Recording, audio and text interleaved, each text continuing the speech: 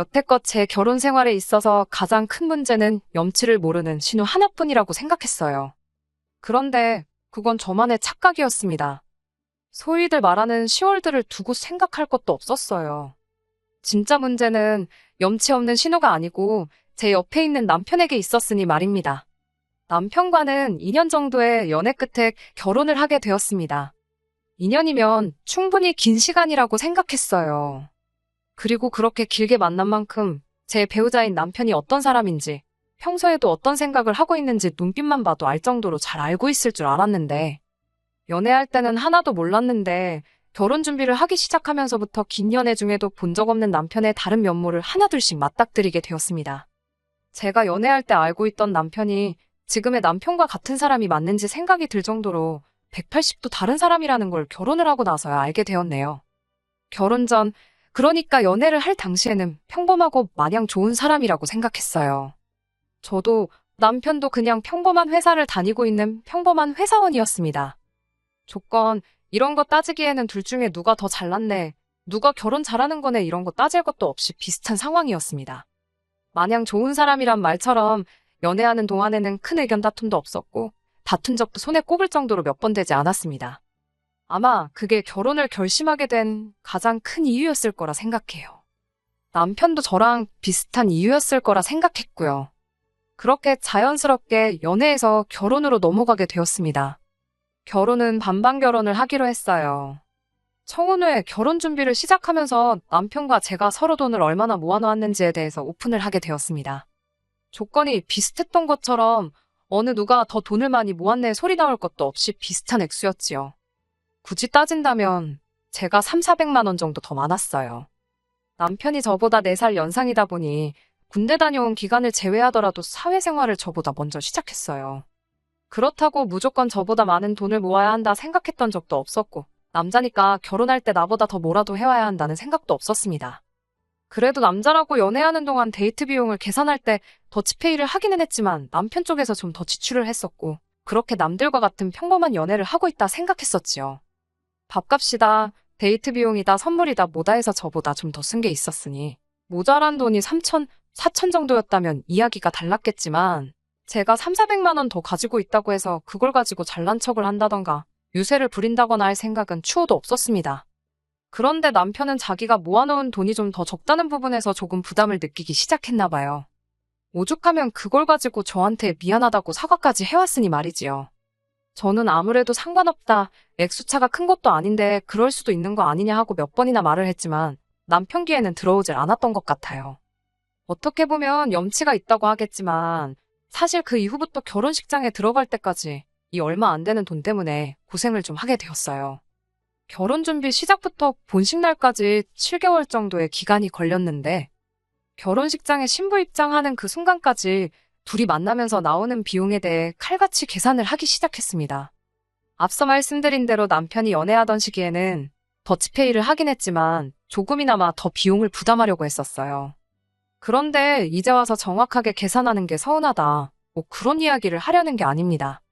남편의 칼 같은 계산이 이따금씩 도를 지나치고 있다는 느낌을 받기 시작했거든요. 밥 먹다가도 제가 사이다 하나라도 시키면 계산할 때가 돼서 먹은 건 정확히 절반을 계산하더라도 제가 시킨 음료수에 대한 부분은 칼같이 제가 계산을 하게 했어요. 너 때문에 돈이 더 나왔으니 음료수 값은 너가 내라, 이런 식이었지요. 그러다가는 언젠가부터 남편은 같이 밥을 먹으러 가면 다른 거 볼 것도 없이 메뉴에서 가장 싼 음식을 주문해서 먹기 시작했습니다. 급기야는 데이트 약속이라도 있으면 식사는 집 근처에서 국수 같은 걸로 간단하게 때우려 들질 않나. 나중에 가서는 집에서 밥 먹고 나오라고 할 때도 있었어요. 데이트하는 동안도 원래 돈을 펑펑 쓰거나 하는 사람은 아니었지만 그래도 저런 모습을 처음 봤으니 적응이 되지 않더라고요. 둘이 식사해봐야 얼마나 나온다고 그러냐고 한번 다툰 적도 있었습니다.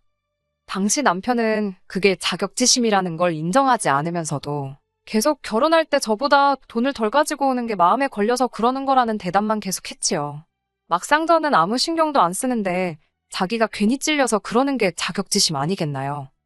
전후 사정을 알고 나니 한편으론 이해가 가면서도 결혼까지 몇 개월이나 더 남아있었는데 언제까지 이런 식으로 만나야 한다는 게 속상했지요. 외식이야 결혼하고도 언제든지 할 수 있는 거지만 연애할 때랑 결혼하고 나서는 또 다른 이야기잖아요. 하지만 최대한 남편의 입장을 존중해주려고 노력했어요. 이렇게 아끼는 거 길어봐야 몇 달일 테고 말 맞다나 남편이 저런 식으로 고집을 부리는 게 결혼할 때 제가 가져오는 돈과 최대한 같은 액수를 가져오기 위해서 저러는 거라니. 한편으로는 방법이 조금 지나치긴 하지만 생활력이 강하고 절제할 줄 아는 성격을 가지고 있다는 게 달리 보이기도 했었거든요. 결혼 준비하면서 커플들이 많이 싸운다고도 하잖아요. 그런데 저런 식으로 행동하는 것 외에는 딱히 신경 곤두세울 일도 없었기도 했고, 결혼을 결정한 직후다 보니 따지고 보면 연애하던 기간, 아니, 결혼한 기간까지 통틀어서도 남편이 가장 좋게 보일 시기이기도 했었으니 이것도 서로를 알아가는 과정이라 생각하고 그냥 넘어가기로 했습니다. 좋은 점만 보려고 했던 거였지요. 막상 그렇게 먹을 돈 아껴서 가져온 게 100만 원 남짓한 돈이긴 했지만 말입니다. 좋은 점만 보려고 그냥 넘어갔던 제가 무색하게 결혼식 올리고 신혼집 들어가자마자부터 그랬던 남편이 180도 돌변하더군요. 연애하면서도 몰랐던 모습이었는데 사실 남편은 엄청 통이 크고 씀씀이가 좋은 사람이었다는 겁니다. 연애할 때도 저보다 돈을 조금 더 쓰긴 했지만 돈을 펑펑 쓰거나 하는 사람은 아니었었거든요. 특히 결혼 직전에 먹을 돈 아껴가며 긴축하는 모습을 보여줬으니 통이 그 정도로 큰 사람이라는 사실은 전혀 눈치를 채지 못했지요. 자기가 열심히 일해서 번 돈 어떻게 쓰던지 제가 관여할 것도 없고 못 쓰게 할 수도 없는 것이지만 남편의 지출 중 대부분이 남편의 가족, 특히나 신우를 위해 쓰는 돈이 엄청 많았던 거예요. 생각해보면 저보다 경력이 길었던 만큼 월급도 조금 더 많았던 남편이었는데 아무리 생각해도 모아놓은 돈이 저보다 적었던 데에는 다 이유가 있었던 건데 말이에요. 제가 그렇다고 허리띠 졸라매가며 돈을 모으고 하던 사람도 아니고 할 거 다 하고 쓸 거 다 쓰면서 살아왔으니 그런데도 불구하고 제가 남편이 모아놓은 돈보다 조금 더 모았던 그 이유가 다른 게 아니고 신우에게 돈을 퍼다 날르느라 그렇게 된 거라고는 정말 생각조차 해보지 못한 일이거든요. 신우 또한 연애하는 동안 결혼 준비할 때 한두 번 만난 게 전부였고 남편이 저한테 따로 언급조차 했던 적이 없어서 그냥 대면대면한 사이구나 그렇게 생각을 하고 있었는데 그게 아니었습니다. 신우가 손아래 신우였다면 차라리 어떻게든 이해를 해보려 했을 텐데 그것도 아니었습니다. 남편이 저보다 4살 위, 그리고 신우는 남편보다 2살이 더 많았으니 저랑은 나이 차이가 꽤 많이 나는데 아직도 남편이 경제적으로 신우를 도와주고 있다는 사실이 믿기지가 않았어요. 이미 저랑 연애를 하기 전부터 남편이 신우의 빚을 대신 갚아주고 있었더라고요. 전부를 갚아주는 건 아니지만 대출이자 정도를 보태주고 있었던 거예요. 듣자 하니 신우가 예전부터 일저일 벌려놓은 건 많은데 하나같이 다 망해가지고 빚이 좀 있었나 봅니다. 그런데 빚을 내서 이것저것 차렸던 사실을 신우가 심해부도 모르게 했다가 딱 걸렸나 보더라고요. 정신 빠진 여편네 이혼하네 어쩌네 하면서 엄청 일이 크게 번졌는데 심해부가 벌어오는 돈은 한 푼도 건들지 않는 선에서 대출을 상환하는 걸로 어떻게 마무리를 지었다고 해요. 시조카들이 있으니 심해부도 섣불리 이혼을 결정하지는 않았던 것 같은데 문제는 신우가 당장 사업이 아니라 일자리를 구한다 하더라도 대출금을 스스로 갚아내기엔 그 액수가 너무 컸던 게 문제였던 거죠. 그래서 남편이 언젠가부터 그 대출이자 갚는 걸 도와주고 있었던 거고요. 그 상황을 저는 전혀 모르고 있었으니 그 사실이 썩 유쾌하지도 않았고 그래도 이제 당신도 가정이 생겼는데 이제 신우 빚을 대신 갚아주는 건 그만해야 한다고 직접적으로 말을 한 적도 있었습니다. 남편이 정색을 하면서 저보고 피도 눈물도 없는 사람이냐며 그깟 몇십만 원 때문에 시조카드를 엄마 없이 아빠 없이 크게 할 수는 없지 않냐고 한 소리를 들었네요. 어차피 반반 결혼했고 생활비도 똑같이 줄 테고 내가 쓸 돈 아껴다가 누나한테 주는 거니 제가 신경 쓸 거 없다고 딱 잡아떼는데 그 상황에 저도 그럼 생활비만큼은 절대 손 떼지 말라. 그 이야기 말고는 할 말이 없었습니다. 신우에게 들어가는 돈 외에는 연애할 때도 사이가 워낙 좋았던 남편과 저였기에 결혼 생활을 이어옴에 있어서 그다지 큰 문제가 있지는 않았어요. 저는 가랑비에 옷이 홀랑 젖고 있는 줄도 모르고 남편과 제가 사이가 좋기만 하면 됐지 하면서 이 현실을 외면하려고만 했었네요. 이 작은 사건이 눈덩이 구르듯 커지게 된 건 재작년 여름이었습니다. 그나마 신우가 직장을 구해서 그 돈으로 대출원금을 갚고 모자란 건 남편이 내주고 시어머니가 내주고 하는 시기였는데 신우가 다니던 회사가 코로나 여파를 이기지 못하고 결국 망해버리고 말았던 거예요. 신우가 대단한 스펙이 있던 것도 아니고 이젠 나이도 나이다 보니 다시 취직하는 게 여간 힘든 상황이 아니었던 거예요. 그런데 그때쯤 마침 친정아버지 건강 문제로 친정어머니랑 함께 운영하고 계시는 식당에 한동안 출근을 못하게 되셨거든요. 그래서 아버지 자리 비우고 계신 동안 대신 일해줄 사람을 구하고 있었는데 남편이 그 사실을 알고는 신우가 친정아버지 대신 일을 할 수 있게 해주면 안 되겠냐고 사정사정을 해오더라고요. 솔직히 내키지는 않았습니다. 제 신우라는 관계도 관계인데다 제가 신우라는 사람을 썩 좋게 보고 있지도 않았고 말이에요. 그래서 물어보겠다 대답만 하고 말았는데 남편이 몸이 달아서 제 대답을 듣기도 전에 벌써 친정어머니한테 연락을 했더군요. 사위가 통사정을 해오며 간곡하게 부탁해오니 친정어머니 입장에서도 거절하기도 어려웠고 어차피 친정아버지가 건강 회복하면 없어질 임시직이나 마찬가지였던 자리다 보니 결국 남편의 부탁을 받아들이겠다고 하신 거였어요. 우려와는 다르게 친정어머니는 신우가 일도 빠릿빠릿하게 잘한다고 그러니 걱정하지 말라는 말을 해오셨어요. 젊은 사람이 불 앞에서 일하는 거 싫을 텐데 군소리도 안 하고 열심히 한다고 하는데 그때까지만 해도 제가 신우를 잘못 생각했구나 싶기도 했습니다. 그도 그럴 게 사실 결혼하자마자 남편이 신우 빚을 대신 갚아주고 있다는 사실을 알게 되었는데 신우를 좋게 볼 사람이 세상 천하에 어디 있겠어요?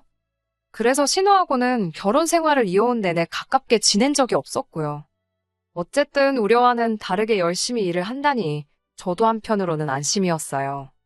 신우도 진작에 회사 그만두고 친정어머니 가게에서 일할 걸 그랬다면서 적성에도 맞고 월급도 더 받으니 너무 좋다고 하더라고요.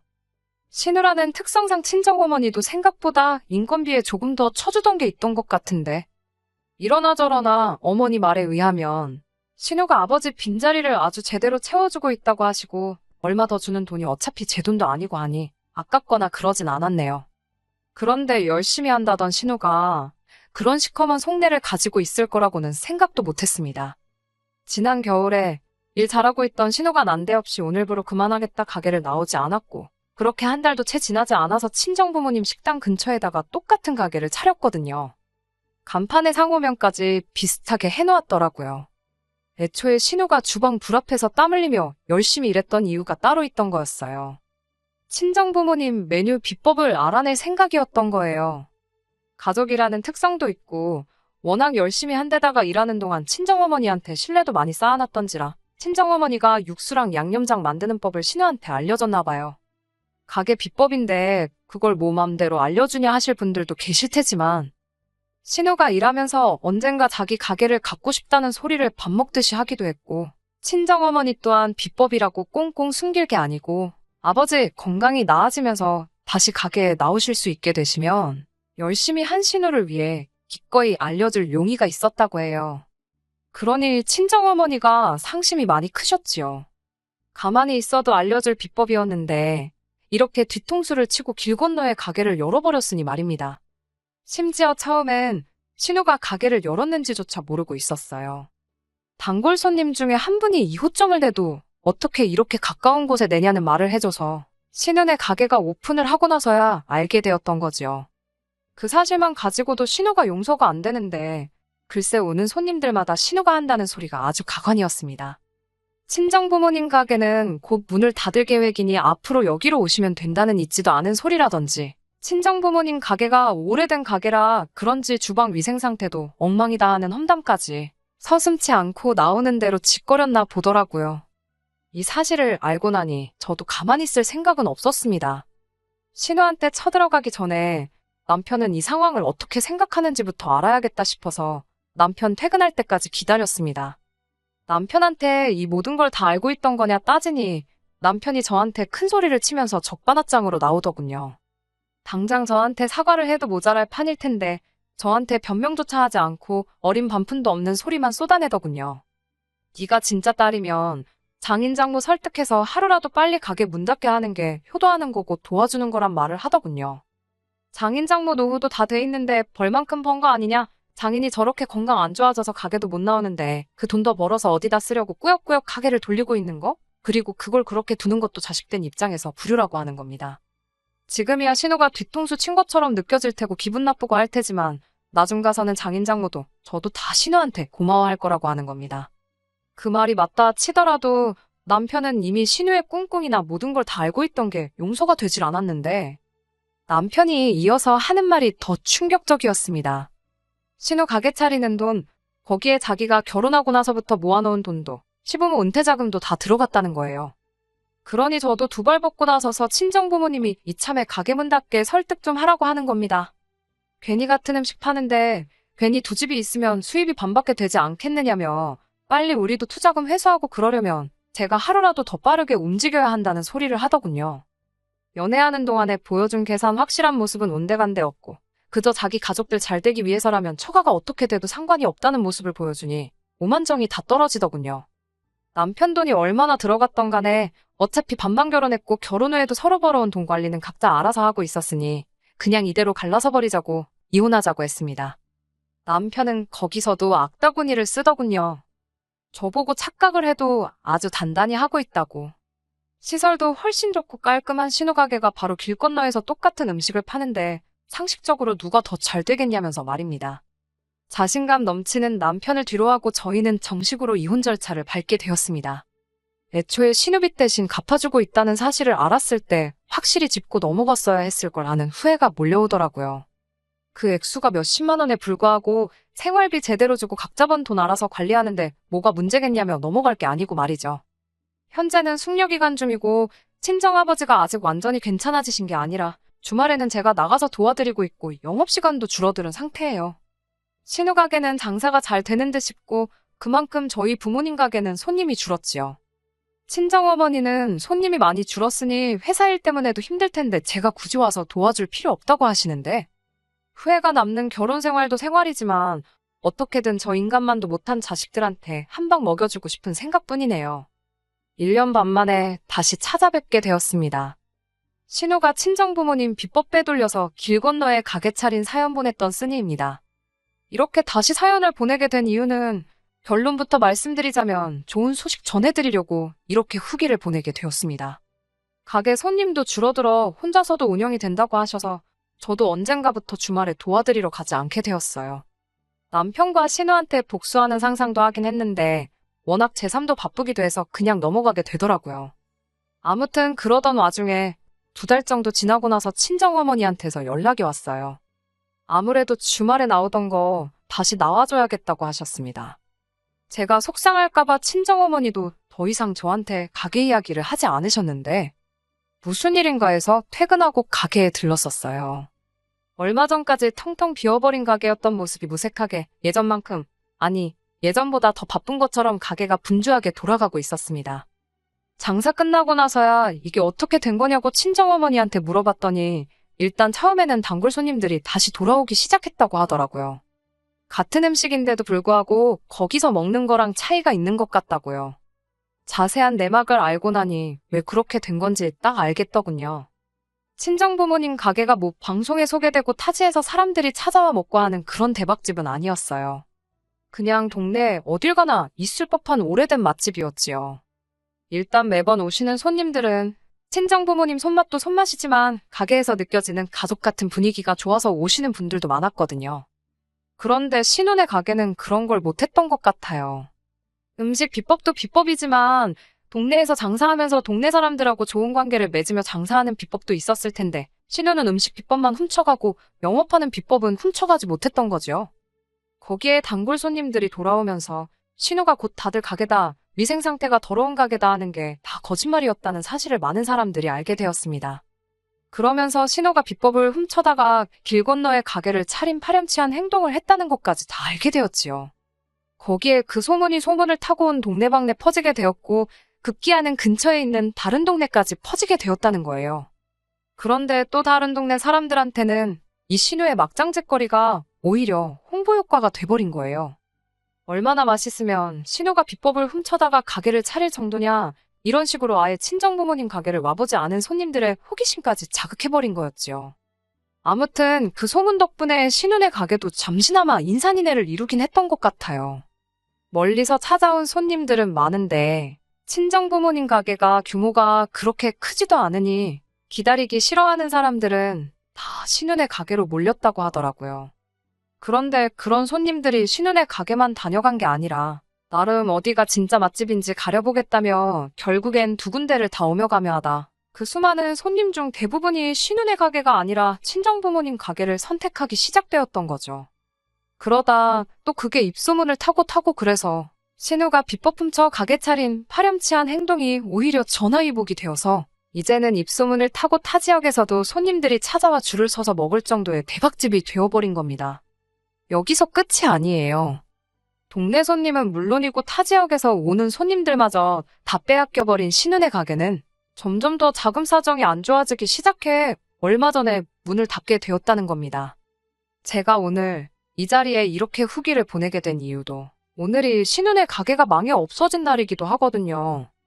남편 돈에 시부모 은퇴 자금에 신우도 빚이 있는 가운데 추가로 더 빚을 내서 가게를 연 걸로 알고 있거든요. 투자금 회수는커녕 자기들 욕심에 제풀에 망해버린 꼴을 보니 속이 참 후련하네요.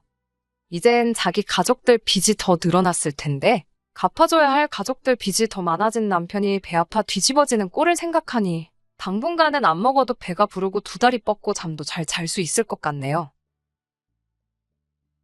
끝까지 들어주셔서 감사합니다. 오늘의 사연은 여기까지입니다. 구독과 좋아요, 알람 설정 부탁드리고 더 좋은 사연으로 다시 찾아뵙겠습니다. 감사합니다.